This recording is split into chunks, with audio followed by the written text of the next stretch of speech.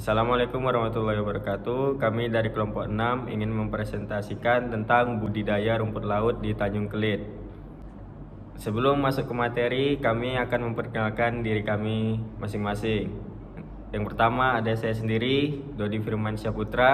Saya Setasan. Saya Dodi Irawan. Saya Wisle Prata. Baik, saya akan memulai presentasinya yang diawali dengan pendahuluan. Desa Tanjung Kelit merupakan desa pesisir dengan kondisi perairan yang tenang dan dangkal. Mayoritas masyarakat di desa ini bekerja sebagai nelayan kecil dengan pendapatan yang tidak stabil, karena masih bergantung pada hasil tangkapan harian. Hingga saat ini, belum ada unit usaha komunitas terpadu yang mampu memberikan nilai tambah secara berkelanjutan. Tanjung Kelit memiliki potensi besar untuk budidaya rumput laut jenis Eucuma cottoni karena kondisi perairannya sangat cocok. Selain itu, lokasinya dekat dengan Batam yang menjadi jalur perdagangan rumput laut ke Singapura dan Malaysia. Pendekatan ekonomi biru membantu pemanfaatan laut secara efisien dan ramah lingkungan.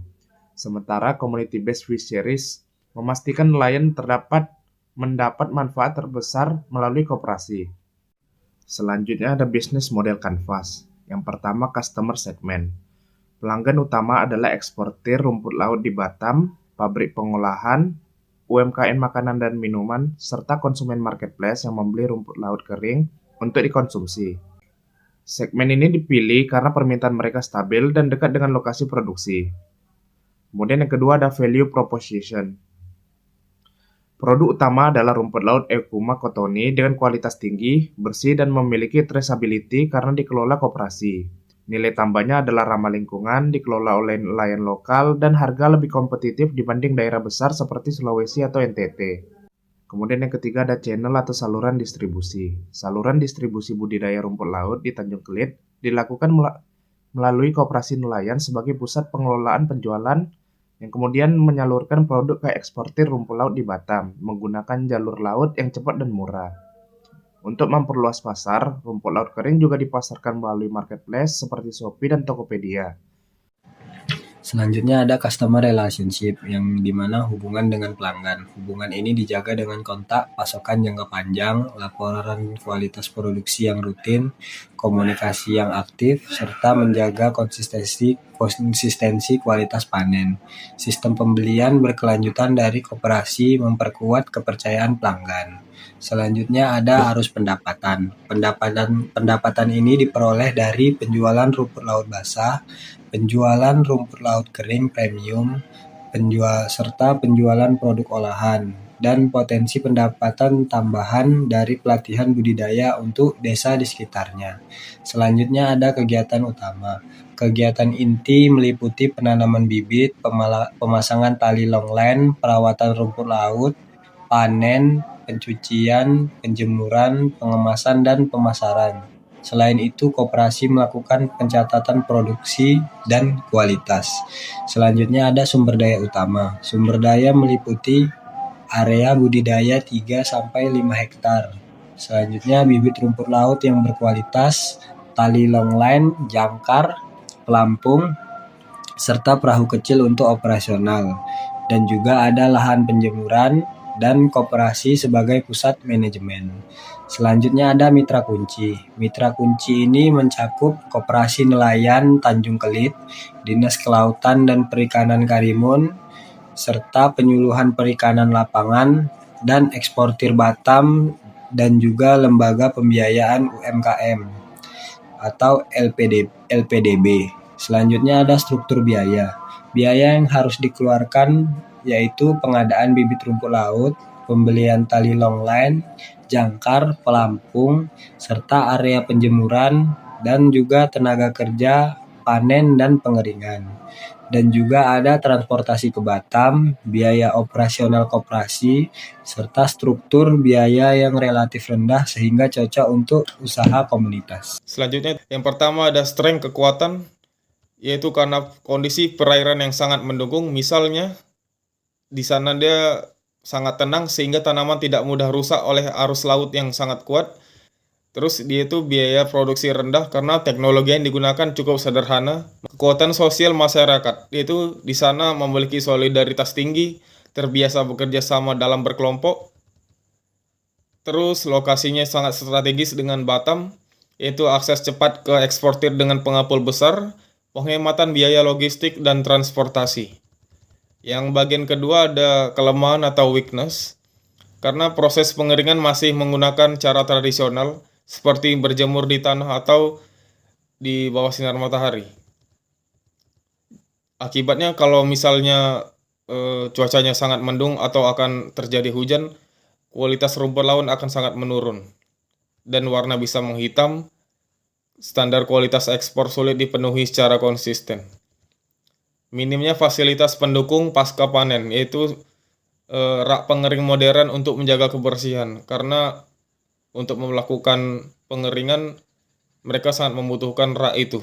Terus gudang penyimpanan untuk menjaga mutu sebelum pengiriman dilakukan. Selanjutnya itu keterampilan, karena masyarakat belum memahami cara penanganan kebersihan serta standar kualitas dan manajemen gudang dan pengemasan. Yang keempat itu ketersediaan bibit berkualitas yang tidak selalu stabil, yaitu mungkin kadang ada atau kadang tidak. Yang ketiga, opportunities atau peluang.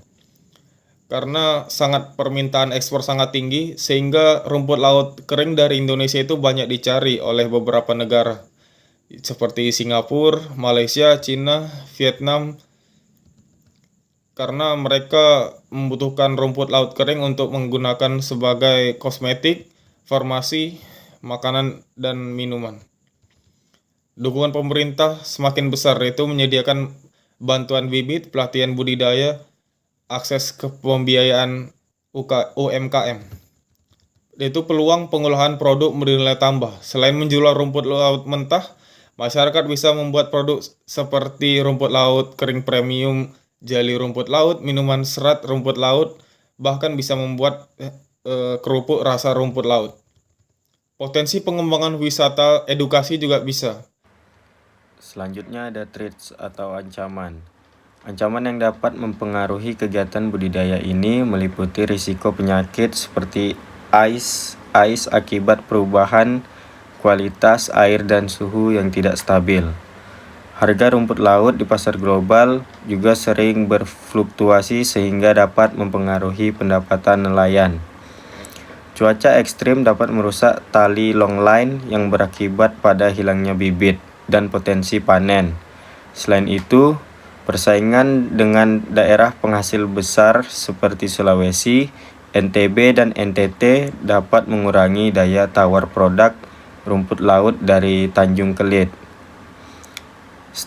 Strategi planning atau menentukan area budidaya, pengadaan bibit unggul, target produksi 1 ton per bulan, penyusunan SOP, dan rencana hilirisasi. Selanjutnya ada organizing, yaitu membentuk koperasi rumput laut Tanjung Kelit dengan struktur jelas, pembagian divisi, dan sistem bagi hasil 70% anggota sampai 30% operasional koperasi.